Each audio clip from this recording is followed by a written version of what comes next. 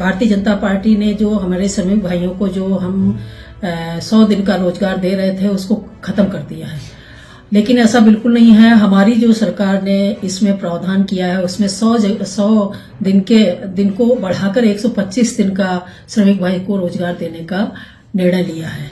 और जिनको 15 दिन रोजगार नहीं मिलता है तो सरकार क्या निर्णय ले रही है।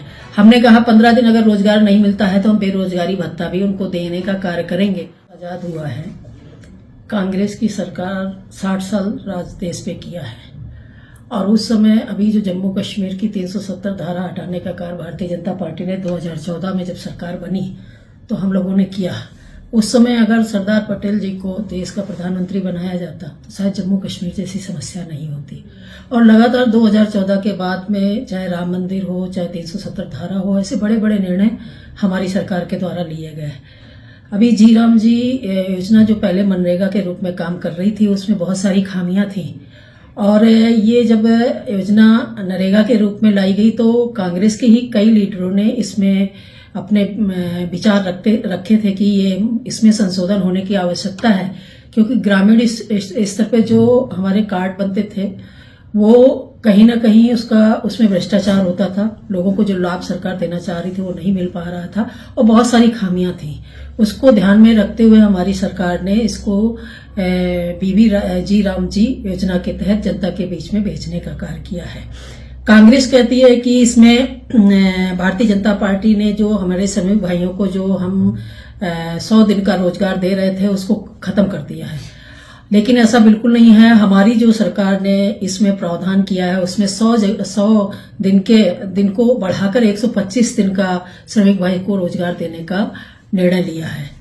ये हमारे कांग्रेस के लोग कहते हैं कि महात्मा गांधी जी का नाम इन्होंने हटा दिया है।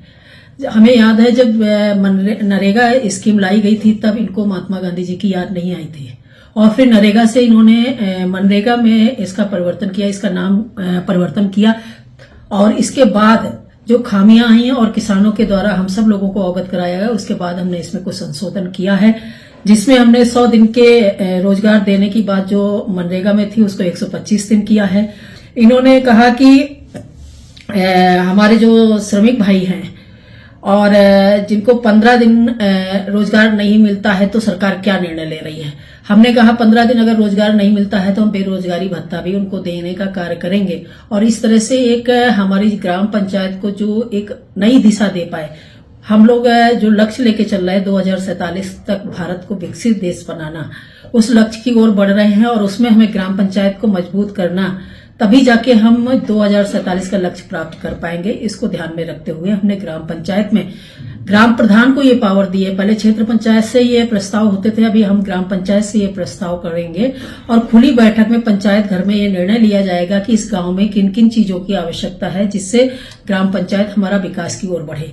चाहे उसमें पुल हो, चाहे पुलिया हो, चाहे सड़क हो, चाहे हमारे जो समूह की महिलाएं काम करती हैं उनके लिए एक छोटा सा रूम हो, ऐसी बहुत सारी व्यवस्थाएं हम उसमें दे रहे हैं जिससे शिक्षा में जैसे हमारा बाउंड्री वॉल कराना है या वहां पे नल की पानी की व्यवस्था करना है या पर्यावरण से हमारी उस ग्राम पंचायत को जोड़ना है, तो हम ये सारे निर्णय इसमें ले रहे हैं। हमारे जो पहाड़ी इलाके हैं उसमें हमने 90 और 10 का रेशियो रखा है कि 10% अगर राज्य की गवर्नमेंट खर्च करती है तो उसके बाद पूरा पैसा केंद्र देगी। ऐसा भी एक प्रावधान इसमें रखा गया है। बहुत महत्वपूर्ण योजना है, लेकिन निरंतर कांग्रेस के द्वारा इस योजना को गलत तरीके से लोगों को भ्रमित किया जा रहा है कि इस योजना को बंद किया जा रहा है, गांधी जी का नाम हटाया जा रहा है। भाई आज की तारीख में आप देखिए कई ऐसी योजनाएं हैं, कई ऐसी सरकारी संस्थाएं हैं, हवाई अड्डे हैं, ऐसे सब गांधी परिवार के नाम से हैं। आपने देखा होगा 450 ऐसे योजनाएं और सरकारी संस्थाएं हैं जिनमें जवाहरलाल नेहरू जी का और राजीव गांधी जी का, इंदिरा गांधी जी का नाम है। आज नरेंद्र भाई मोदी जी जिस तरह से 14 से लगातार काम कर रहे हैं, आपने देखा है कि प्रधानमंत्री जी ने कोई भी ऐसी योजना चलाई है जो कि हमारे देश के महापुरुषों के नाम से है और उनको सम्मान मिले उसकी चिंता करते हुए इन्होंने हमारे महापुरुषों को इग्नोर किया है, लेकिन हमारी सरकार हमारे महापुरुषों को प्रणाम करते हुए उनके बताए हुए मार्ग पे चल रही है। और कांग्रेस जो भ्रम फैलाने की कोशिश कर रही है, हम लोग नीचे तक जाएंगे, अपनी जनता को इसके बारे में पूरा बताएंगे। और इसकी मॉनिटरिंग बहुत अच्छी तरह से हो रही है। ग्राम पंचायत पे जो हमारा मोबाइल टैग करेगा, वो सिस्टम से हम उनकी अटेंडेंस वगैरह और बहुत सारी व्यवस्थाएं इसमें हम दे रहे हैं, जो कि भ्रष्टाचार उसके करीब भी नहीं जा पाएगा। तो ऐसी एक व्यवस्था हमारी सरकार ने दी है, जिसके संबंध में हम सब लोग आज इसके पहले हम सब लोगों ने सब प्रदेशों में प्रदेश अध्यक्ष, हमारे मुख्यमंत्री, हमारे मंत्री मिलकर एक प्रेस कॉन्फ्रेंस की थी। और इसके बाद हम सब लोग हर प्रदेश में एक कार्यशाला करके और जिले की कार्यशाला करके और मंडल तक और बूथ तक जाकर इस योजना के बारे में बताएंगे, जिससे जनता को लाभ हो और हमारा गांव जो ग्राम पंचायत है वो विकास की ओर बढ़े, 2047 का लक्ष्य भारत को प्राप्त हो। मैं बस इन्हीं शब्दों के साथ आपको प्रणाम करती हूँ।